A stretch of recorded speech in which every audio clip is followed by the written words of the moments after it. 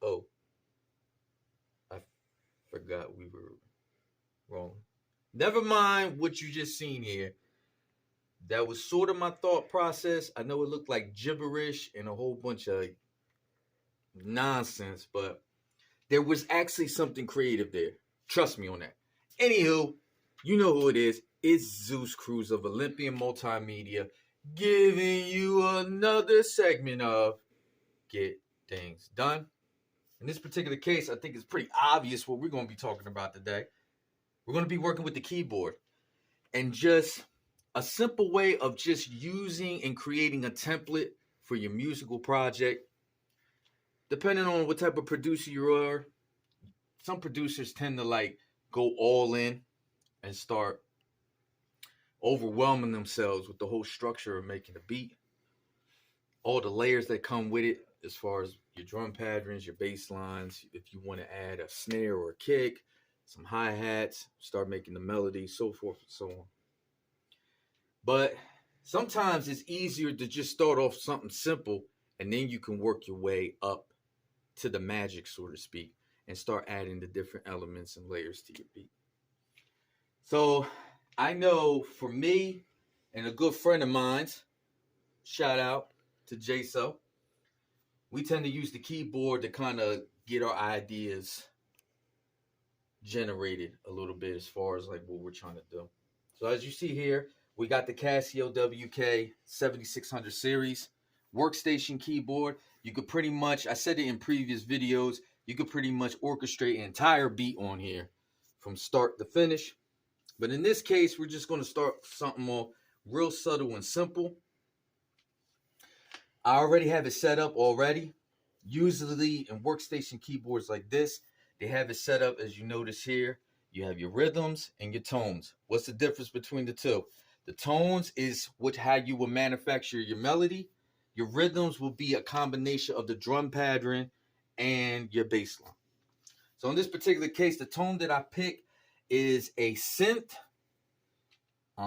It's 4 different versions of this particular synth, but we're going to run with it. And then for a rhythm, we're using an R&B style type of bass line / drum pattern. So to start off with the rhythm, this is what it sounds like. And if you notice on the console, you definitely want to set your tempo on how fast or slow that you want the beat to be comprised. In this particular case, we usually keep it at between 100, 105. That's pretty much standard. You can even go to about 110, 120 for a standard hip hop beat. If you're looking for something more with pop, or something more techno, rave-like type of beats, you might want to bump it up to anywhere between 130 and 150. If you're looking to do an R&B type song or a ballad, you might want to lower your BPMs even as low as 75, but keep it between 75 and 90. You might be able to get away with it at 95.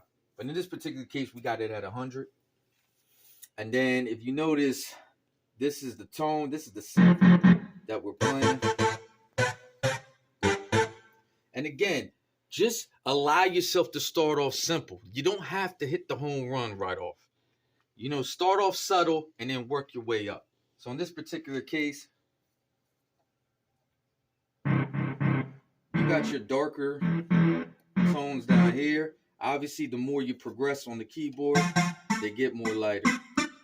You just find that balance between what you're trying to do and just start off with a few keys. And then just try to find your melody as well.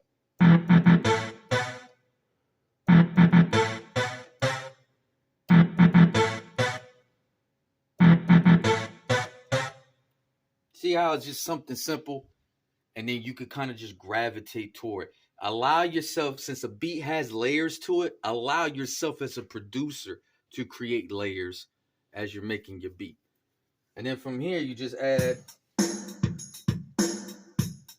nice and subtle. 100 BPMs is nice enough to, like, you can hit the bass line, hit the drum patterns in succession.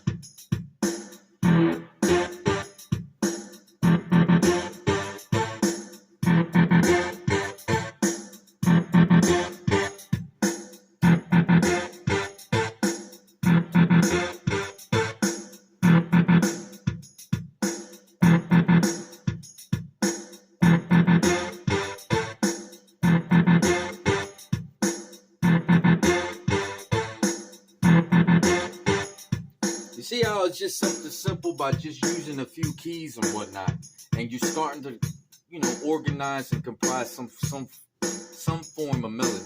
From there, you can mix it up. Right here, you usually have sequence controllers right here where you can kind of mix up the bass line and the drum patterns. So as you're playing the melody, you could come in and be like,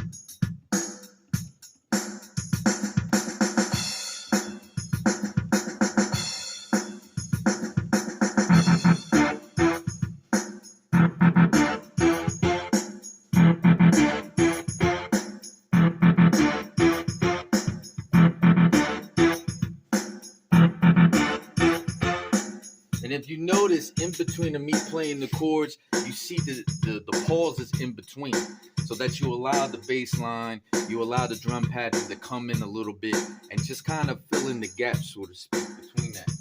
But since you have this controller sequences here, you can just mix it up.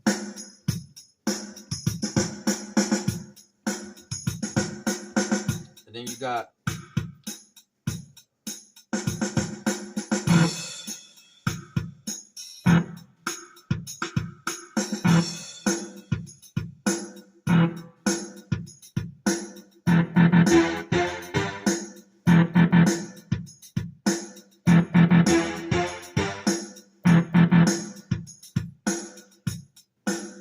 see how just in a simple sequencing right there of how you are creating your melody, you can start like expanding it into like creating the bridge, creating the layers, especially if you are making a beat for someone that's actually going to apply vocals to it.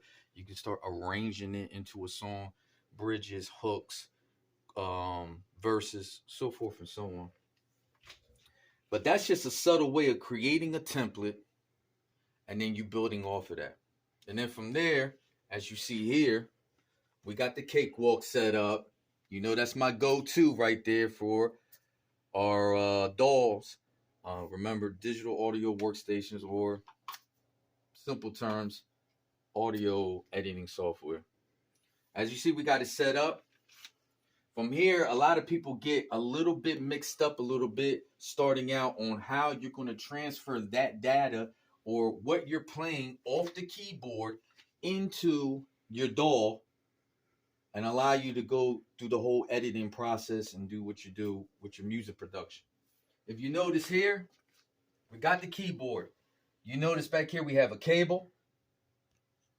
Usually on this end of the cable, when you're plugging it into your keyboard, you usually want to plug it in for mono, line out, left to right. You usually want to plug it up right here. This is where you want to plug it up at. That allows for you to input whatever you're doing on the keyboard, send that signal, you're going to relay it into this. As we talked in the previous video, this is an audio interface. This particular one is PreSonus Studio 24C. Definitely highly recommend it. If you're looking to just start out and you just want something simple, this is like top of the notch audio interface that you can get. If you notice here, where you plug in at, it's going to be your inputs on the front that says mic, instrument, and line. And since we have it on line 1 here on the keyboard, you have to assign it to what you have on your audio interface, which is line 1 on your interface. You got to make sure your interface keyboard lines up accordingly. You're relaying what you're playing on the keyboard. It goes into the audio interface. In turn, that signal is inputted into your computer. That signal goes in there and it allows the computer to understand that you are playing something and you're trying to input some type of melody or some type of information, so to speak. You notice here, you have a little screen that allows you to show your levels. So if you notice how it's lighting up green, it's allowing you to see that something's being inputted. You can control them levers through these tuners here. You want to make sure that your mixer is all the way on input so that, again, Whatever you play is inputted into your audio interface. Make sure that your 48 volt is clicked on. This is the phantom power, just to add a little bit more juice to the overall system. And then from there, you come to the software. And you'll notice here, you have your track ready for audio. Make sure when you're inputting from a keyboard that you're using an audio track and not a MIDI track. Those are two separate different things, two separate types of technologies. If you put it on MIDI, it would not input. So you have to put it on audio. You also too have to come to preferences. Up on the taskbar under edit.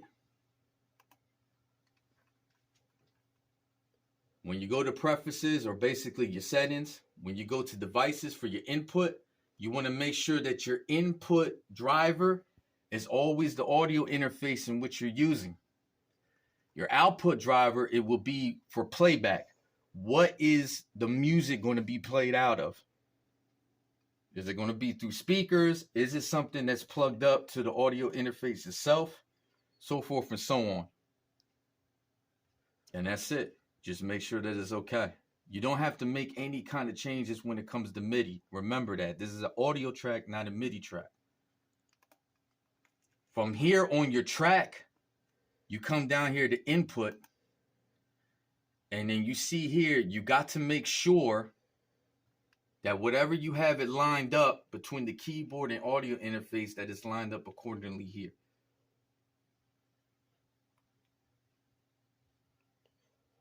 And once you have that done, you're good to go. You're going to arm the track. You're ready to go. Well, it's ready to be recorded. Then when you come here to record,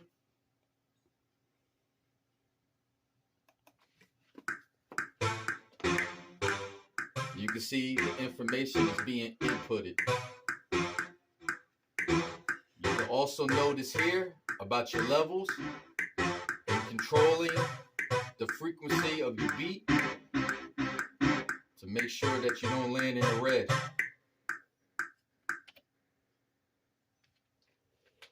You go ahead and disarm it once you're done.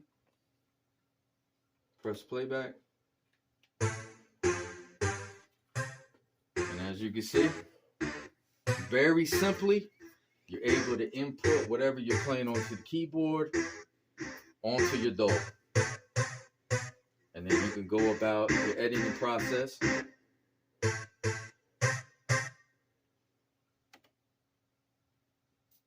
And then you can go ahead and comprise your beat and add whatever layers or different textures that you want to your beat. So that's pretty much it, guys. I just wanted to give you a quick rundown to let you know that you don't need to go all out in your musical projects. And like I said earlier, hit the home run.